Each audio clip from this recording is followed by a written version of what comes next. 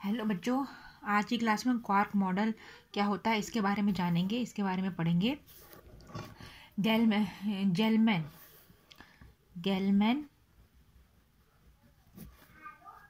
और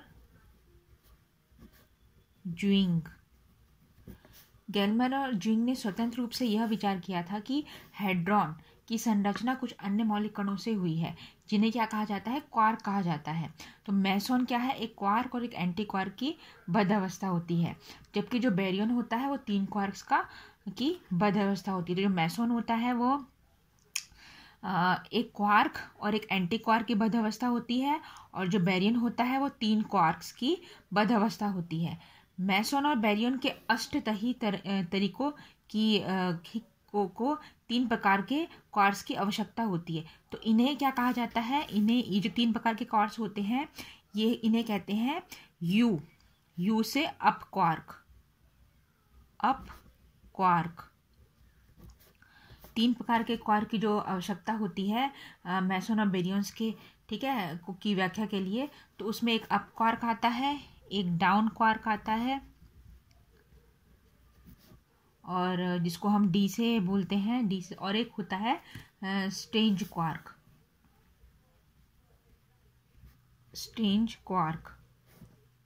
जिसे ऐसे से हम बता सकते हैं, ठीक है।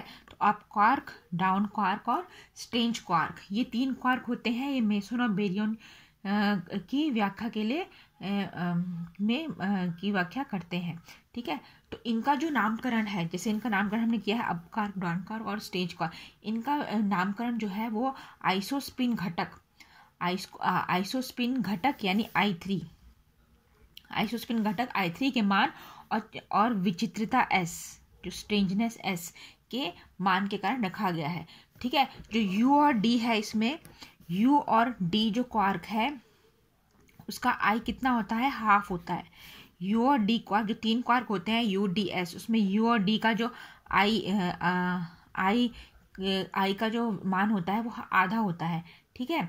और ये क्या, दिक यानी डबलेट माना गया है, इन्हें क्या माना गया है, दिक यानी डबलेट।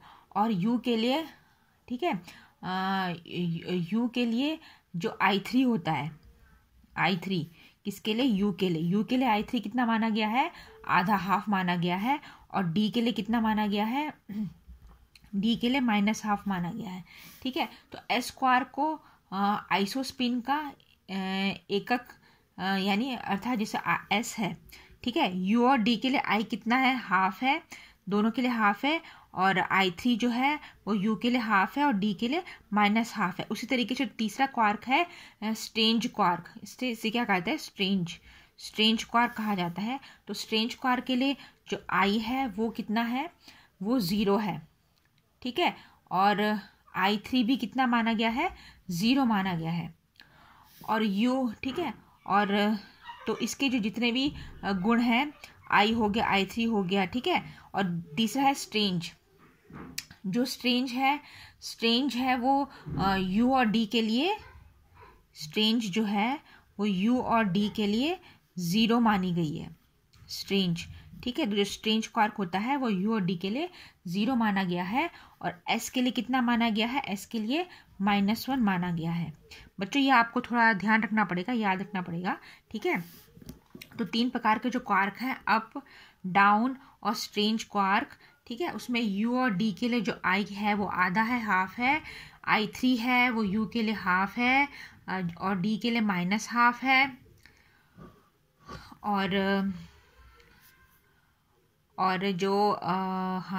और जो स्ट्रेंज है, स्ट्रेंज के लिए I 0 है और I3 भी 0 है, ठीक है। और U और D के लिए स्ट्रेंज 0 है, U और D के लिए भी स्ट्रेंज क्या है, 0 है, विचित्रता जो है वो 0 है, ठीक है। और S क्वार्क के लिए कितनी है, -1 है। S क्वार्क के लिए कितनी मानी गई है, -1 मानी गई है। तो जो ये तीनों क्वार्क हैं, इनकी जो अगर हमें बेरियन संख्या है वो कितनी ली जाती है, 1/3। जो ये तीनों क्वार्क हैं UDS, इनकी बेरियन संख्या कितनी है, B =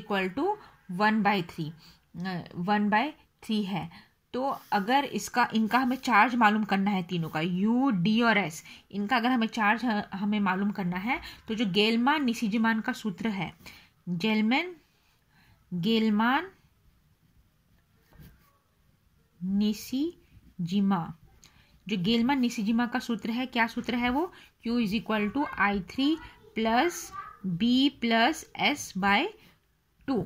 ये गेलमान निशिजिमान का सूत्र है कोई भी क्वार्क के चार्ज को फाइंड करने के लिए। अब इसमें देखो, जैसे हमें U है, U का हमें चार्ज मालूम करना है, तो U का चार्ज कितना है? इसमें I3 की मत रखो, U में ये I3 है, हाफ है, B है 1/3 है, ठीक है, और S है वो कितना है? 0 है।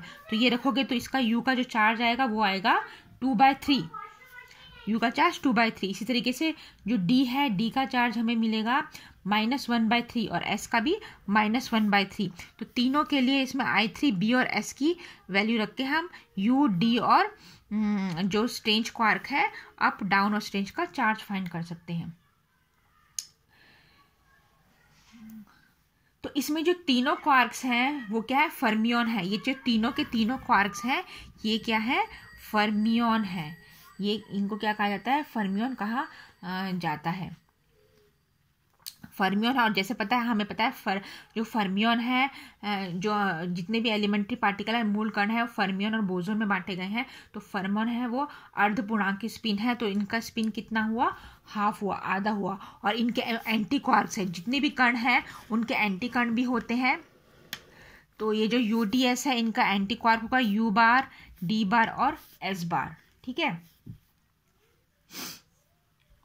तो U बार, S बार और D बार के लिए जो इनका जो I3, S और B का जो मान होंगे वो क्या हो जाएंगे? उल्टे हो जाएंगे। जैसे U बार है, U बार के लिए I क्या हो जाएगा? I3 क्या हो जाएगा? -½ हो जाएगा। U के लिए I3 हाफ है ना, तो U बार के लिए क्या हो जाएगा? -½ हो जाएगा। S 0 हो जाएगा और B की कीमत क्या हो जाएगी? -½ हो जाएगी और Q हो जाएगा -2/3। मतलब सब कुछ क्या हो जाएगा? इसका उल्टा या अपोजिट हो जाएगा। तो इसको एक, जैसे हम एक टेबल के फॉर्म में बनाएंगे, तो जैसे इसका टेबल, तो ये क्वार्क फ्लेवर, इनको क्या कहा जाता है? क्वार्क फ्लेवर कहा जाता है। क्वार्क फ्लेवर, तो क्वार्क फ्लेवर है UDS, और इनके जो एंटी क्वार्क हैं U बार, D बार और S बार, ठीक है। तो इसका आइसोस्पिन I3, स्ट्रेंजनेस, बेरियन संख्या और चार्ज। इसी तरीके से इसका आइसोस्पिन I3, स्ट्रेंजनेस, बेरियन संख्या और चार्ज। तो U और D का I क्या है? आइसोस्पिन है हाफ, इसका 0। I3 का हाफ, -½ ठीक है, -½ और 0, और S का है 0, 0, -1। बेरियन संख्या तीनों के लिए बराबर है 1/3, 1/3, 1/3। और चार्ज हम कैसे मालूम करते थे? जो गेलमान निशिजिमान सूत्र है उसमें उसकी कीमत रख के हम चार्ज मालूम करते हैं। तो इसका U का 2/3, इसका -1/3 और इसका -1/3। तो बच्चों ये बहुत आसान है याद रखना तीनों प्रॉब्लम, ठीक है। UDS की जो क्वार्क और एंटी क्वार्क की जो क्वांटम संख्या, इनको क्या कहा जाता है? क्वांटम संख्या कहा जाता है। इनको क्या कहा जाता है? क्वार्क फ्लेवर की क्वांटम संख्या। तो ये कितनी है? 5 क्वांटम संख्या है क्वार्क फ्लेवर की। कितने क्वार्क फ्लेवर है? UDS। इनकी क्वांटम संख्या कितनी है? 5। I से आइसोस्पिन, I3, S से स्ट्रेंजनेस, B से बोरॉन संख्या और चार्ज, ये इसकी क्वांटम संख्या है। तो इसका U और D के लिए हाफ है, I इसके लिए 0 है, I3 इसके लिए U के लिए हाफ है, इसके लिए -½ है, इसके लिए 0 है। और जो स्ट्रेंजनेस है UD के लिए 0 है और इसके लिए S के लिए -1 है। बोरॉन संख्या 1/3, 1/3, 1/3 है। और जो चार्ज है U का 2/3 है और D और S का -1/3 और -1/3 है। अब इसमें जो एंटी क्वार्क हैं, एंटी क्वार्क के लिए आइसोस्पिन कितना हो जाएगा? एंटी क्वार्क के लिए आइसोस्पिन सेम यही रहेगा जो इसके लिए है। क्वार्क फ्लेवर का जो कण है सेम वही रहेंगे, लेकिन ये जो है इनमें साइन उल्टी हो जाएगी, ये माइनस हाफ हो जाएगा, ये वहाँ माइनस हाफ है तो ये प्लस हाफ हो जाएगा, ये ज़ीरो हो जाएगा, ठीक है। और यहाँ पर ये ज़ीरो ज़ीरो है तो ये यहाँ पर ये -1 है तो यहाँ 1 हो जाएगा। फिर बेरियन यहाँ -1/3 -1/3 -1/3, ठीक है। तो अब इनकी जो कीमत रखोगे तो चार्ज इसका हो जाएगा -2/3, यहाँ 1/3 और 1/3। तो यहाँ जितने जो है उसका अपोजिट यहाँ माइनस साइन हो जाएगा I3S B और Q के लिए, एंटी क्वार्क के लिए। तो ये इसकी ये थी क्वांटम संख्याएं क्वार्क फ्लेवर की UDS, जो इनके द्वारा हम बेरियन और मेसोन की संरचना बता सकते हैं, ठीक है। अब हम इसके बारे में विस्तार में पढ़ेंगे। तो क्वार्क मॉडल के अनुसार सभी हेड्रॉन कणों की संरचना हम एक एक करके पढ़ेंगे, ठीक है। तो क्वार्क मॉडल के अनुसार हेड्रॉन, यहाँ मैं लिख देती हूँ, हेड्रॉन कणों की संरचना, हेड्रॉन कणों की संरचना हम एक एक करके हम पढ़ेंगे।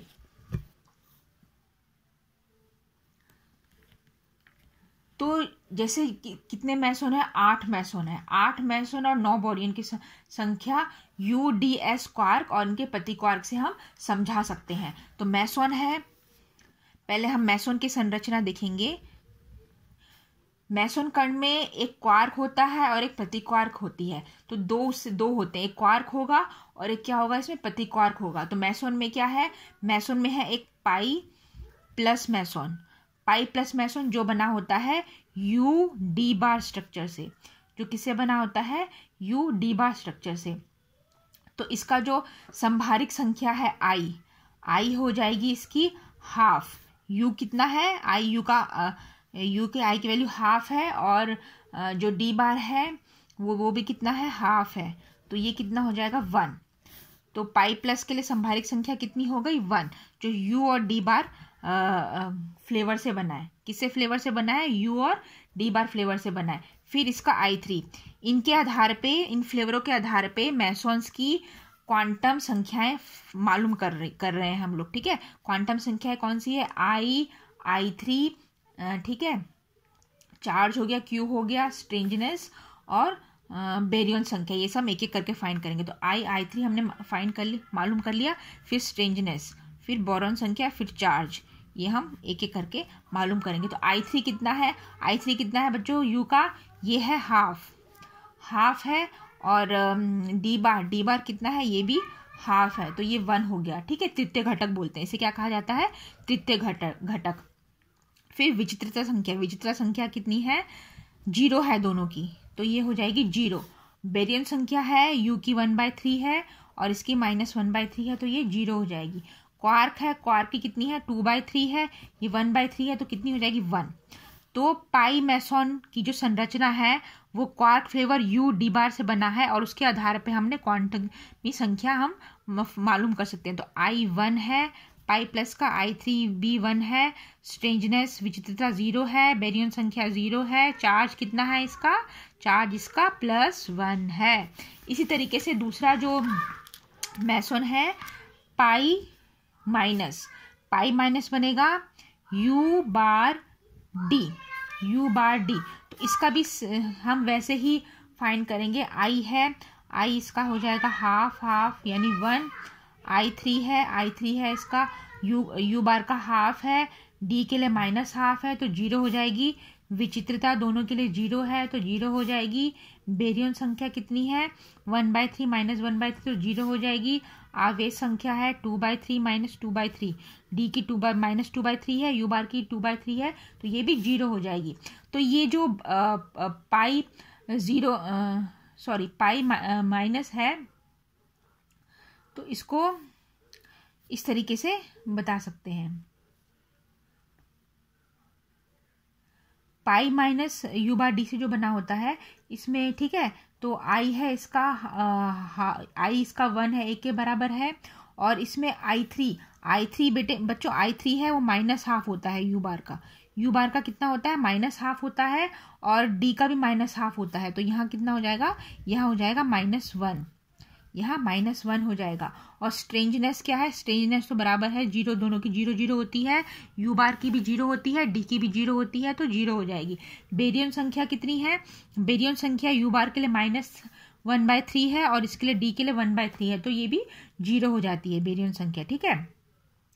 और जो चार्ज है वो U के लिए -2/3 है और इसके लिए -1/3 है, तो ये चार्ज इसका 1 होगा, -1। चार्ज इसका -1 होगा क्योंकि Q जो चार्ज है U बार का वो -2/3 है और D का -1/3 है, तो चार्ज इसका -1 होगा।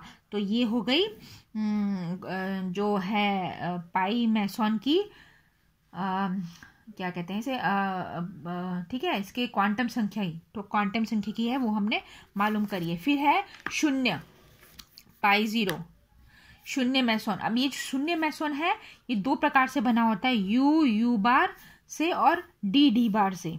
U बार से और D बार से ये बना होता है। तो यह कण एक U क्वार्क तथा एक ये प्रति क्वार्क से बना होता है, ऐसा माना जाता है। और इसका क्वार्क मॉडल U बार होता है। तो पहले U बार फिर हम D बार की क्वांटम संख्या देखेंगे। तो U बार है उसका संभारिक संख्या ऐसे ही सेम, U के लिए ½ है, आधी है, U बार के लिए भी ½ है, तो 1 हो जाएगी। तृतीय घटक इसका है वो है ½ है, ये भी -½ है, तो ये 0 हो जाएगी। विचित्रता 0 0 है, दोनों की तो 0 हो जाएगी। बेरियन संख्या है 1/3 -1/3 0 है, ठीक है। और ये आपको आ गया होगा तो मैं इसको जल्दी जल्दी लिख लेती हूँ, बता देती हूँ। तो ये 2/3 है, -2/3, तो इसकी 0 हो जाएगी। इसी तरीके से D बार है, इसका जो क्वार्क मॉडल D बार है उससे बना होता है, ऐसा भी माना जाता है। तो जो पाई शून्य है वो U बार और D बार, ये आपको ध्यान रखना है, ठीक है, उससे इन दोनों से बना है ऐसा माना जाता है। तो इसके भी हम देख लेते हैं। तो इसमें जो I है वो ½ दोनों का, D बार का ½ है, तो 1 हो गया। तो तृतीय घटक है वो -½ +½ 0 हो गया। विचित्रता है वो 0 0 हो गई। बेरियन संख्या B है 1/3 ये भी 0 हो गई। और आवेश है वो कितना है, वो भी इसका -1/3 है और ये 1/3 है, तो 0 हो गया, ठीक है। लेकिन जो इसकी आंतरिक संरचना है वो क्या मानी जाती है, वो ऐसे मानी जाती है U बार प्लस D बार बाय √2, U बार प्लस D बार √2। तो मैसॉन्स में जो पाई मैसॉन्स हैं, पाई मैसॉन्स के 3 ट्रिपलेट मल्टीपल बोलते हैं, ट्रिपलेट मल्टीपल, वो है पाई प्लस, पाई माइनस और पाई 0। पाई प्लस, पाई माइनस और पाई 0। तो पाई प्लस को UD बार, पाई माइनस U बार D, और पाई 0 है वो U बार प्लस D बार बाय 2, ऐसा माना जाता है, ठीक है। तो ये मेसॉन्स है। अब हम पढ़ेंगे बेरियन के बारे में, बेरियन की कणों की संरचना। तो बेरियन कणों की संरचना, तो जो सभी जो 9 बेरियन हैं 3 क्वार्क से मिलकर बने माने जाते हैं। तो 3 क्वार्क समान तथा भिन्न हो सकते हैं। बेरियन की आंतरिक संरचना क्या होती है, निम्न प्रकार की हो सकती है। तो जैसे प्रोटॉन है, बेरियन में क्या आता है, प्रोटॉन P। तो प्रोटॉन होते हैं वो 2 U क्वार्क, जैसे मैंने बताया, जो पहले बताया था मैसॉन्स होते हैं वो 1 क्वार्क और एक प्रति क्वार्क का मिलके बना होता है।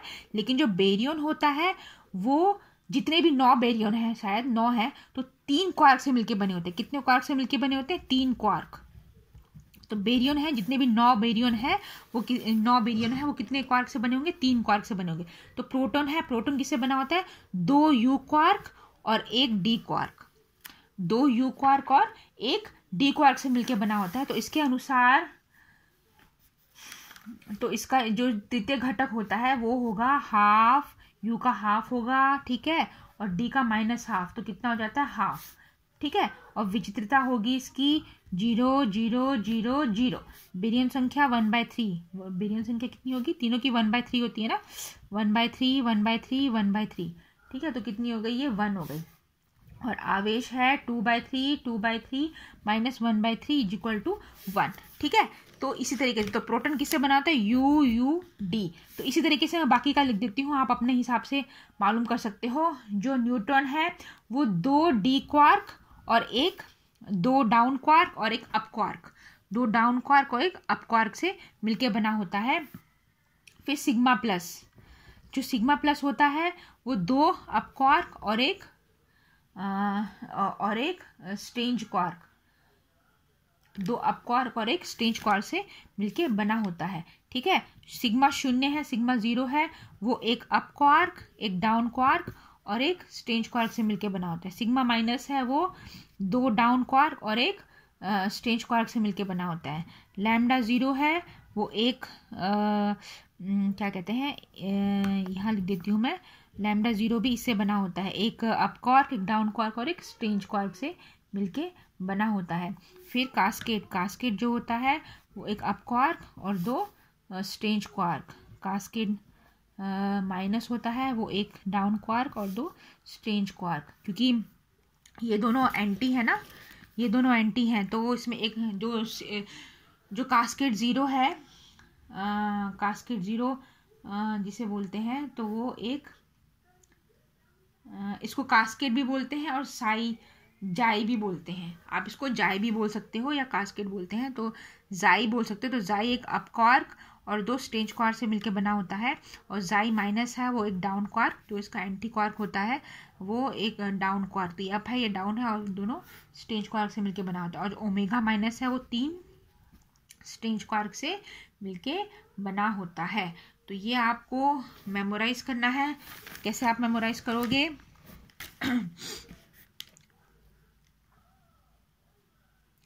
ठीक है, इसमें आपको मेमोराइज करना है।